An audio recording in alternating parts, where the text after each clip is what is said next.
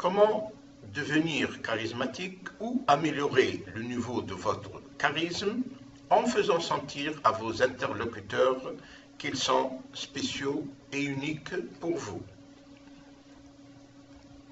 Nous avons, dans la vidéo V4/7, débattu du langage corporel en tant qu'élément pouvant agir sur le charisme. Et nous avons vu essentiellement le rôle et l'importance du langage corporel dans le charisme d'un individu, les quelques techniques de base du langage corporel et quelques moyens susceptibles d'améliorer le langage corporel. Dans cette vidéo, la V5/7, nous allons parler de la quatrième composante de l'acquisition et du développement du charisme, à savoir comment faire sentir à vos interlocuteurs qu'ils sont spéciaux pour vous. L'importance de vos interlocuteurs.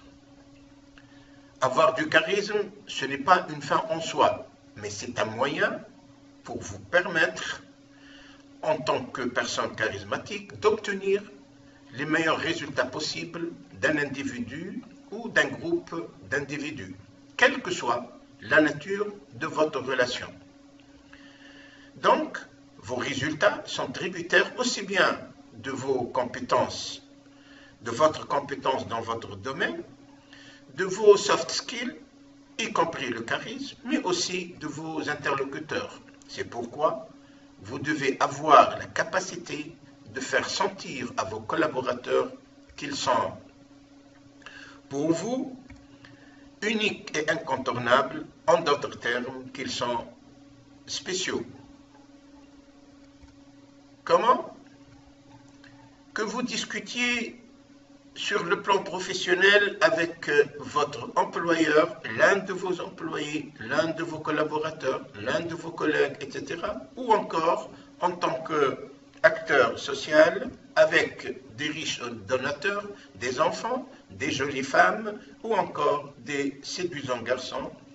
Vous devez vous mettre toujours à leur niveau. Il ne faut jamais mettre vos interlocuteurs sur un piédestal, c'est-à-dire ne les prenez pas pour des vedettes, ne les idéalisez pas. Mais aussi, ne les rabaissez pas. Traitez-les toujours avec égal à égal. Soyez toujours respectueux envers eux. Agir de votre côté pour amener vos interlocuteurs à vous traiter avec respect. Avec toute la discrétion possible, intéressez-vous à leur vie. Essayez de savoir autant que possible ce qui les intéresse. Posez-leur quelques questions sur leur parcours professionnel. Posez aussi quelques questions sur leur opinion politique, sociale, etc. Laissez-les sentir que ce qu'ils ont fait dans leur parcours professionnel ou dans leur vie est très important, très intéressant pour vous. Faites en sorte qu'ils sentent que leur avis est très intéressant pour vous et que vous êtes prêt à le partager. Ne faites pas comme ce chef d'entreprise qui, pour mettre en place une nouvelle stratégie de développement, réunit ses collaborateurs et leur dit « Dites-nous toutes vos idées » et comme vous le savez, c'est dire, comme vous le savez, toutes les idées sont bonnes à des degrés différents. Mais quand la directrice du développement propose un modèle de développement, il la regarde froidement et lui dit « c'est une mauvaise idée ». Et quand elle lui répond « mais monsieur, vous disiez que toutes les idées sont bonnes », il lui dit avec mépris et méchanceté « oui, bien sûr, sauf celle-là ». Juste notez qu'avec son modèle, la dite directrice a monté une performante entreprise dans le domaine, et ce, quelques années plus tard. Toujours dans le comment, soyez attentifs et écoutez vos interlocuteurs quand ils parlent. Montrez-leur votre attention en hochant modérément et de temps en temps la tête, par exemple. Utilisez les interjections comme je vois, je comprends.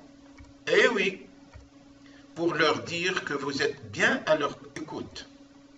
Ponctuellement, et sans excès bien sûr, touchez-leur le haut du bras pour leur donner l'impression que vous êtes connecté à eux.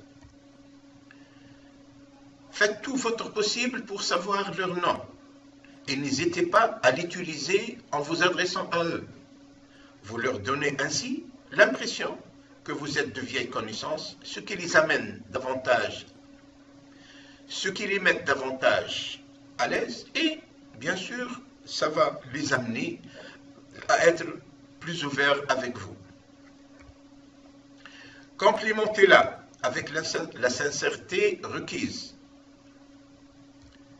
Acceptez de votre côté qu'il vous complimente aussi. Donc, nous venons de voir dans cette vidéo, la V5/7, l'importance du traitement de vos interlocuteurs dans le développement de votre charisme et quelques techniques, entre autres, à adopter éventuellement pour faire sentir à vos interlocuteurs qu'ils sont uniques, incontournables et spéciaux pour vous.